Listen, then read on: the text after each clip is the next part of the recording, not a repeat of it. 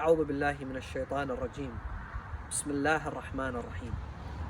Amongst the most difficult days for the Muslim community were the days that they spend in Mecca. You've all heard of the crimes committed against the early Muslim community of Mecca. And that is why they migrated from Mecca to Medina. However, the pain didn't stop then. The agony did not stop there. After the migration of Rasulullah and his community from Mecca to Medina, the pagan Arabs, Quraysh, unanimously agreed that they're going to unite the entire Arabian Peninsula against this new religion, the religion of Islam, against its prophet, the Prophet Muhammad and his companions. And that is why, after the migration, Rasulullah and his companions faced their most difficult days, specifically in the second and third year after the Hijrah.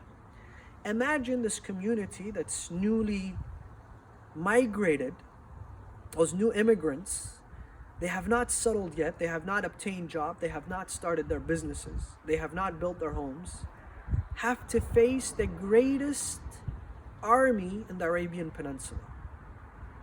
Every tribe united against Islam, and they came to fight them in the battle of Badr and Uhud, second and third year after the Hijrah.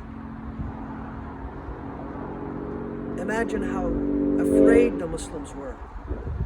Imagine how scared they were, and I'm sure they were panicking. They were in a state of panic. A lot of them wanted to give up. They didn't know what to do. They were confused, they were scared, they were afraid for themselves, for their families. But then Allah subhanahu wa ta'ala gave them their biggest gift, the longest chapter in the Holy Quran, Surah Al-Baqarah. A chapter full of beautiful verses, beautiful lessons. A chapter that, for example, contains the greatest verse in the Holy Quran, Ayatul Kursi.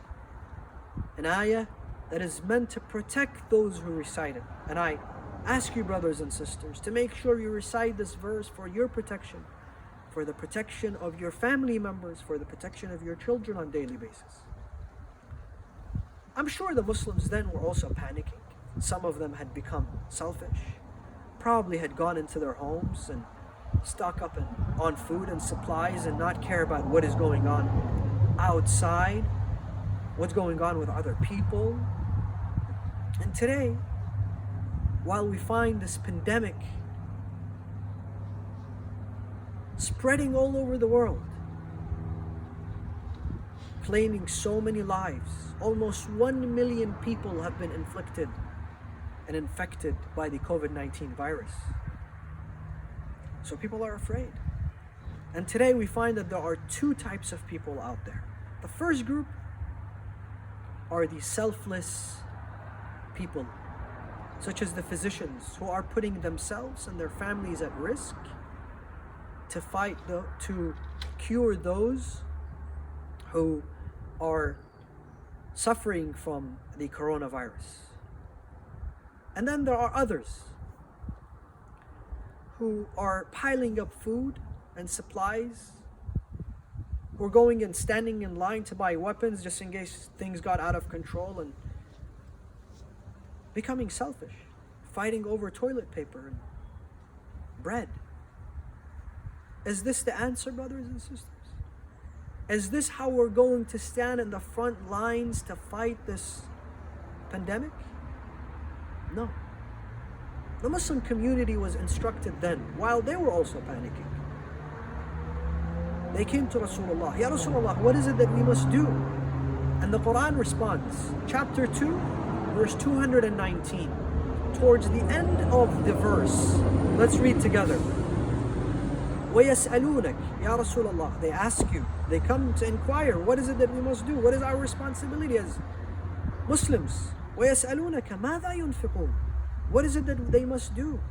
How is it that they can be charitable? قُلِ الْعَفْوِ. You must be charitable with kindness, with compassion, with humanity, with forgiveness.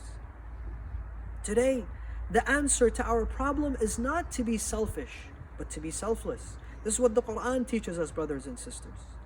The Quran is not just for me to read as a ritual, but the Quran is a book that we must read and incorporate its lessons in our lives. And we are the followers of the Ahlulbayt. We are the followers of Fatima, Lady Fatima, who was approached on the eve of her wedding by that poor girl. She says to her, Ya bint Rasulillah, tomorrow I want to attend your wedding, but I don't have a dress. Fatima had two dresses. One which was her old dress, and one was the new dress that she was going to wear on her wedding. Fatima goes, she takes off the new dress and she gives it to the poor girl. And she wears her old dress. The next day when Rasulullah sees her, he says to her, Ya Fatima, why didn't you give her the old dress? What does she say? She recites this verse from the Holy Quran. لَن تَنَالُوا الْبِرَّ حَتَّى تُنْفِقُوا مِمَّا تُحِبُّونَ. You will not achieve righteousness unless you give from what you love the most. Amir al-Mu'mineen, Imam Ali, one day he goes to Fatima, he says, Ya Fatima, the kids look pale. They seem hungry. Do we have any food? She says, no. For 3 days, they have not ate. Imam Ali was devastated. He leaves his home to borrow some money to go and buy food for his kids. Al-Hasan wal-Hussein, the grandsons of Rasulullah, Sayyidi Shababi Ahl al-Jannah. He borrows 1 dinar or 1 dirham. On the way back, it was the middle of noon, summertime. It must have been very hot. He saw one of his companions by the name of Miqdad. He says to him, Ya Miqdad, what are you doing out here at such an hour?